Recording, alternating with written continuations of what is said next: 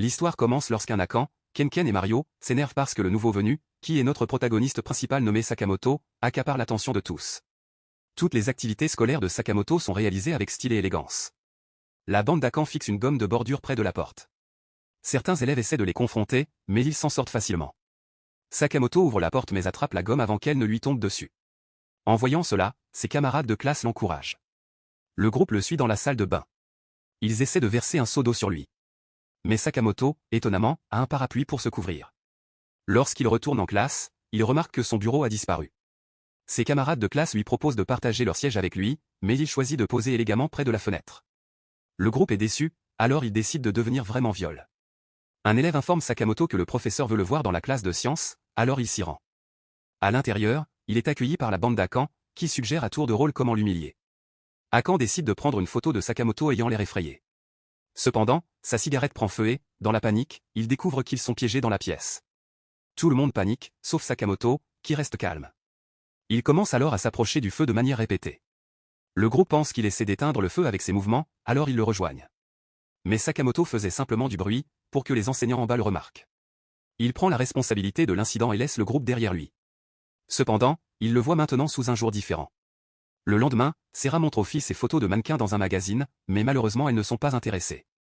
Il se rend compte que Sakamoto est le centre d'attention, alors il complote pour l'écraser pendant la classe. Sakamoto se lève pour répondre à une question, lorsqu'il essaie de s'asseoir, Sera renverse sa chaise, mais Sakamoto ne tombe pas. Comme prévu. Il essaie à nouveau pendant le PS et Sakamoto esquive toutes ses attaques. Pendant le cours, un frelon passe par la fenêtre et Sera pense que c'est l'occasion de jouer les héros. Il y a une agitation. Les filles enferment les garçons à l'intérieur pour contrôler la situation. L'enseignant explique à la classe que les garçons sont attirés par les objets sombres et mobiles, alors ils enlèvent leurs uniformes. Sera se lève pour attaquer l'abeille qui a atterri dans les cheveux de Sakamoto. Mais Sakamoto s'en débarrasse et l'abeille continue d'attaquer Sera. Sakamoto intervient alors. Il engage une bataille acharnée avec l'abeille et parvient à la faire fuir. Toute la classe applaudit à nouveau avec étonnement. Sakamoto se rend compte que Kubo paie pour sa protection, alors il l'approche. Kubota lui demande son aide, disant qu'il a menti pour obtenir l'argent. Sakamoto leur trouve un emploi dans un restaurant. Sakamoto doit travailler à la caisse en raison de sa bonne mine, tandis qu'il devient agent d'entretien. Le restaurant se remplit soudainement alors que Sakamoto cherche à attirer toutes les femmes à la fin de son premier jour. Kubota prend goût à ce travail. Le lendemain, ses voyous viennent au restaurant. Il essaie de se cacher, mais ils le remarquent et lui disent de les retrouver plus tard dans le parc. Il leur donne l'argent mais change d'avis. Puis ils le battent, mais il ne cède pas. Cependant, Sakamoto arrive sur les lieux. Il maltraite les brutes et incite Kubota à faire de même, ce que Kubota accepte volontiers, et ils finissent par courir pour sauver leur vie dans la salle de classe. Tout le monde est fou de Tina, mais elle n'a Dieu que pour Sakamoto, alors elle décide de l'approcher. Elle tente différentes approches, mais il ne tombe dans aucune d'elles. Elle essaie de jouer à un jeu appelé Kokiri avec lui. Cependant, une fille attend également que Sakamoto lui offre son attention pour la rejoindre. Elle n'aime pas cette interruption, mais n'a pas d'autre choix que de les laisser jouer. Alors que Sakamoto observe le jeu, il laisse tomber la pièce, ce qui est interdit par l'esprit du jeu, puis possède Sakamoto. Il le supplie de partir et il leur dit de construire une arche sacrée pour lui, ou bien il emporte le corps de Sakamoto dans la nature. Les filles se disputent, mais mettent ensuite leurs différences de côté pour travailler ensemble à la construction de l'arche. L'esprit vaniteux quitte alors son corps. Les trois filles deviennent amies, et Sakamoto se révèle être un acteur pour les aider à résoudre leurs différends. Les seniors font d'Akan leur garçon de course. Cependant, ils ont également inclus Sakamoto comme garçon de course. Ils appellent Sakamoto, qui fait son travail rapidement et froidement. Kubota l'informe qu'il est utilisé, mais Sakamoto estime qu'il doit obéir à ses aînés. Moriyama, le chef, l'appelle sans cesse pour faire des courses. Mais Sakamoto semble avoir une solution à chaque problème. Il lui cire les chaussures, lui fait des massages, lui rase la barbe et lui coupe les ongles. Moriyama décide d'ordonner à Sakamoto de le servir de son plein gré. Sakamoto commence à apparaître de nulle part dès qu'il est effrayé par les bizarreries de Sakamoto et se cache pour l'éviter, même pendant qu'il se cache. Sakamoto le tourmente avec sa gentillesse à la cafétéria. Akan est choqué de voir qu'il achète sa propre nourriture. Sakamoto dit à Kubota qu'il a été renvoyé par Maruyama. Sakamoto donne des cours particuliers à Kubota à son domicile. Il lui dit de se cacher quand il voit sa mère entrer dans la pièce.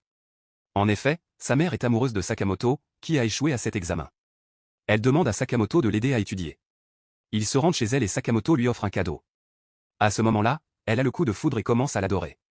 Sa mère remarque que Sakamoto est toujours à la maison et le recherche alors qu'il l'évite par tous les moyens. Elle reste obsédée par lui, mais abandonne lorsque Sakamoto simule son départ.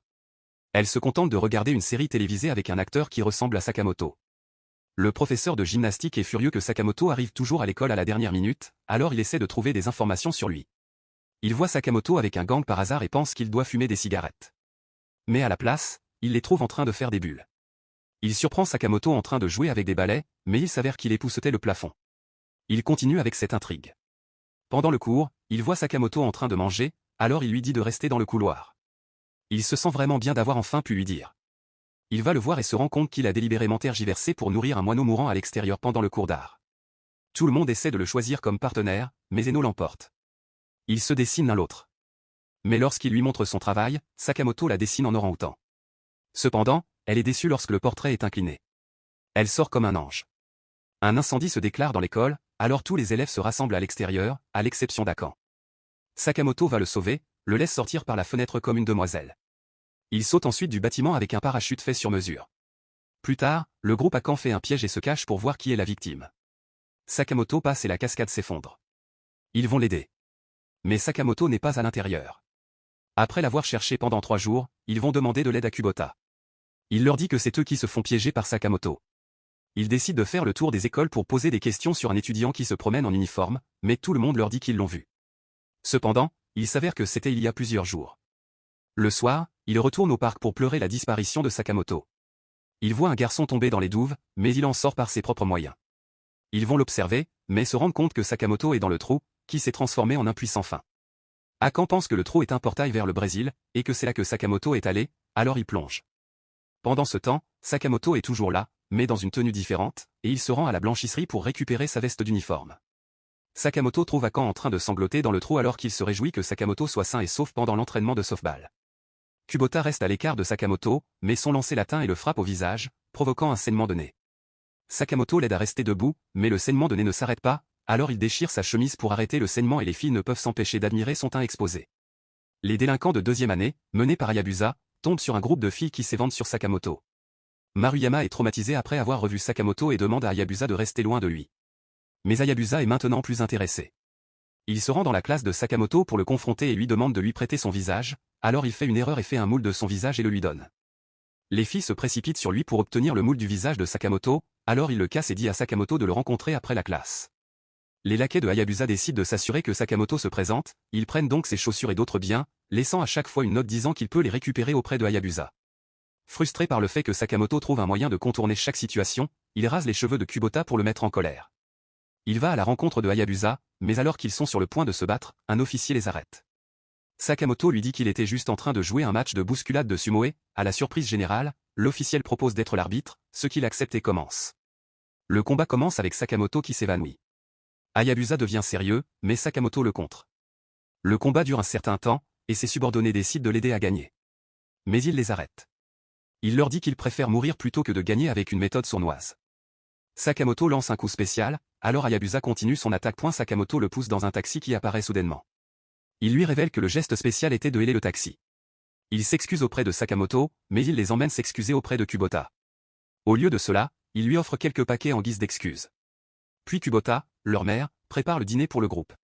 Sakamoto, la déléguée de classe, est attirée par lui, mais se contente de prendre des photos de lui en cachette quand elle en voit. Elle remarque qu'un poltergeist le suit. Elle va lui dire, mais s'arrête car elle devra lui montrer les photos qu'elle a prises en secret. Le fantôme pousse une serpillière derrière lui, mais Sakamoto la promène avec style dans le couloir. Plus tard, elle s'approche de lui et lui demande s'il a vécu quelque chose d'étrange. Sakamoto commence à parler de choses tout à fait normales. Mais à ce moment-là, elle remarque quelque chose dans le lavabo de la salle de bain. Elle est surprise de voir le cheveu noir, mais Sakamoto le ramasse rapidement pour l'utiliser comme une extension pour que les cheveux de Kubota repoussent. Il lui dit que Sakamoto accepte que tout soit normal et l'encourage à s'ouvrir à lui. Plus tard, elle trouve Sakamoto en train de jouer au sumo, alors elle sort son appareil photo et capture le moment lorsqu'elle revoit les photos. Elle remarque que le fantôme essayait de faire passer un message. Elle les imprime rapidement et court vers lui pour lui montrer que le fantôme essaie de lui dire qu'elle l'aime bien. Sakamoto lui demande de l'aider, mais elle ne sait pas quoi faire. Elle va le voir en faisant des copies de son visage pour qu'il réponde au fantôme. Les copies disparaissent, ainsi que Kubota, son extension. Et depuis ce jour, le fantôme n'apparaît plus sur ses photos. Mais la bande d'Akan n'est pas autorisée à entrer dans la section pour adultes pour louer un CD 18+, alors qu'il planifie une stratégie. Sakamoto entre dans la salle pour louer un film ordinaire pour ses devoirs. Il le remarque et retire rapidement le film qu'il espérait louer. Il lui demande de les aider à louer le leur en échange de la restitution du film qu'il voulait. Sakamoto accepte le marché et enlève sa veste d'uniforme. Sakamoto parvient à entrer dans la pièce peu après être parti avec de nombreux CD. Il lui montre le chemin pour éviter d'être pris. Le plan se déroule bien, mais Ena remarque sa présence et alerte immédiatement les autres filles. Sakamoto écarte rapidement les CD interdits et danse pour les distraire avant d'apporter les disques au comptoir du magasin. Le patron vient l'interroger lorsqu'il voit qu'il porte les vidéos explicites. Sakamoto parvient à se faire passer pour un adulte. Il montre sa montre coûteuse pour tromper le commis, qui abandonne. Dehors, il tend les CD à Akan et part. Mais le groupe se sent coupable parce que Sakamoto ne faisait que les louer, alors ils finissent par les rendre à l'école. Sarah conspire avec certains élèves pour que Sakamoto échoue en sport. Lors de la course au pain, il fatigue intentionnellement leur pain au début de la course. Sakamoto prend la tête, mais son pain est trop serré. Alors il se fait raccrocher au nez. Il commence à rouler jusqu'à ce qu'il se libère. Il partage ensuite son pain avec les autres concurrents qui n'ont pas réussi à faire tomber le leur lors de la partie suivante. Sakamoto grimpe au sommet de la tour, mais on lui fait intentionnellement perdre l'équilibre. Cependant, il profite aussi de la situation pour se montrer super cool. Les comploteurs décident de se rendre, mais Sera ne l'accepte pas. Lors de la course suivante, Sera attache ses lacets, ce qui le fait trébucher à tort. Sakamoto décide de courir comme un animal à quatre pattes et parvient à couvrir l'écart. Il maltraite le groupe de délinquants qui se réunit pour parler du festival. Une rencontre fortuite suggère d'inviter Sakamoto. Mais Murakami s'y oppose lorsqu'il parle de Sakamoto. Un nouveau visage surgit de nulle part et interrompt la conversation. C'est Fukas, leur chef, qui a été absent de la ville et qui intimide le groupe jusqu'à ce qu'il lui parle de Sakamoto. Les compagnons de Sakamoto préparent également des décorations pour le festival culturel, mais certains fainéants se moquent de leurs efforts tandis que Sakamoto tente de souligner la beauté de leurs efforts. Les fainéants, très en colère, quittent la classe et sont abordés par un baiser à l'extérieur. Plus tard dans la journée, les filles découvrent que leurs décorations ont été détruites. Sakamoto est dénoncé, fouillé et battu dans toute l'école. Les fainéants lui reprochent d'avoir gâché les décorations. Sakamoto est poursuivi par la mafia parce qu'il y a une récompense sur son avis de recherche. Il court vers le théâtre, où il est acculé. Mais le groupement de lutte contre les abus arrive juste à temps pour le sauver. Plus tard, ils expliquent à Sakamoto qu'il est un putain de senior qui est sur le point d'avoir 30 ans après avoir échoué dans ses études. Il lui explique qu'il invente des jeux à chaque fois qu'il vient à l'école, et que ces jeux sont destinés à effacer celui qu'il vise, c'est-à-dire lui cette fois-ci. Sakamoto retourne en classe, mais les fainéants rendent tout le monde méfiant à son égard. Il part et revient pour démasquer les fainéants comme les vrais coupables. Il tente de saboter le plan de décoration, mais Sakamoto les aide à se démoraliser et, plus tard, ils avouent leur crime. La classe s'amuse et le plan de Fukas finit par échouer. Le professeur dit à Kubota, sa mère, que ses notes se sont améliorées. Il fait remarquer que ce doit être l'influence de Sakamoto, qui est devenu son ami. Le lendemain, Kubota a un rhume et ne va pas à l'école. Sa mère est ravie que Sakamoto soit à nouveau à portée de main. Elle s'habille et Kubota met son uniforme et va à l'école pour être proche de Sakamoto. Elle admire chacun de ses mouvements. Pendant P, Sakamoto court comme dans la théorie de l'évolution de Darwin. Le professeur de gymnastique est impressionné que Kubota puisse suivre Sakamoto, car il ne sait pas qu'il n'est pas Kubota. Il tente de s'approcher de Sakamoto mais trébuche. Il retourne dans la salle de classe pour se changer. Mais les garçons remarquent sa poitrine. Ils essaient de la taquiner, pensant qu'elle est Kubota. Mais Sakamoto s'en parvient à la distraire. Mais elle finit par renoncer à sa performance et rentre chez elle pour s'occuper de son fils. Ce sont les vacances de Noël, mais Sakamoto est vu en train de faire du bénévolat. Des hommes l'invitent à une fête. Cependant, il ne sait pas ce que cela signifie. Il lui révèle alors qu'il s'agit d'une rencontre sociale et il accepte de les accompagner pendant la fête. Ils se présentent tout comme des étudiants universitaires. Les filles remarquent que Sakamoto porte un uniforme de lycéen, elles leur disent donc qu'il fait du cosplay pour masquer son âge. Alors que le groupe discute de ses objectifs, Sakamoto leur dit qu'il s'intéresse à la recherche naissante. Les garçons proposent le jeu, mais Sakamoto redevient progressivement le centre d'attention. L'un des garçons, Ryu, décide alors d'opter pour le chant. Les filles se tournent alors vers lui et l'autre garçon devient jaloux, si bien qu'il abandonne la musique. Sakamoto prend l'initiative en jouant du saxophone sur son bras. Les garçons réalisent maintenant qu'il est leur véritable concurrent. Il commande des boissons pour tout le monde. Il donne à Sakamoto une boisson très froide qui va affecter sa voix. Mais ils ne le remarquent pas. Et ils lui disent de chanter pour s'humilier. Sakamoto choisit une chanson classique. En chantant, il attire l'attention des femmes de l'autre côté de la pièce. Sakamoto décide de partir car la salle est devenue bondée. Toutes les femmes le suivent, laissant les deux hommes derrière elle. Hayabusa supplie Sakamoto de lui apprendre comment se comporter dans une cuisine française. Il dit qu'il est impossible d'apprendre en si peu de temps, alors ils mettent au point un plan. Hayabusa. Son père espère faire bonne impression sur sa petite amie potentielle dans la cuisine. Il est capable d'agir en conséquence parce que Sakamoto tire les ficelles de l'intérieur de sa veste. Les choses tournent mal lorsque le serveur leur sert des escargots. Hayabusa est irrité par les escargots, mais pour le bien de sa famille, il parvient à s'en sortir. Après le dîner, il laisse son père seul un moment avec son partenaire. Il travaille en ville, mais est surpris de voir son père et sa compagne se faire harceler par des voyous. Sakamoto lui dit qu'elle ne devrait pas montrer sa bassesse devant la dame. Il change donc de position. Il aide Sakamoto à battre et à chasser les brutes. C'est l'hiver. Sakamoto dit à Kubota que c'est la première fois qu'il voit de la neige. Akan, entendant cela, décide de lui apprendre à jouer avec la neige. Ils commencent par tracer leur corps dans la neige et lui apprennent ensuite à faire un bonhomme de neige. Il apprend extrêmement vite, ce qui rend Akan jalouse. Phocas apparaît et lui conseille de le défier dans une bataille de boules de neige en 1 contre 1. Il commence la bataille, mais Akan est dépassé par les compétences de Sakamoto. Au bout d'un moment, Akan tente de sortir de l'impasse, mais il est vaincu par Sakamoto, qui lui lance des chauffe-mains pour combattre le froid. Finalement, Akan rentre chez lui et pleure de frustration. Le lendemain, la déléguée de classe montre toutes les photos qu'elle a prises pendant la séance, et les filles se disputent les copies des photos fantaisistes de Sakamoto. Akan est toujours déprimé par sa dispute avec Sakamoto, alors il arrête de traîner avec sa bande. Plus tard, il s'assied seul pour admirer sa photo et Phocas arrive pour l'inciter à se rapprocher de Sakamoto une fois de plus. C'est le jour de la remise des diplômes et Sakamoto est autorisé à faire un discours d'adieu aux étudiants diplômés pour commencer. Il fait tomber un ballon qui était collé au sommet du gymnase et l'offre à l'étudiant comme souvenir. Il poursuit ensuite son discours.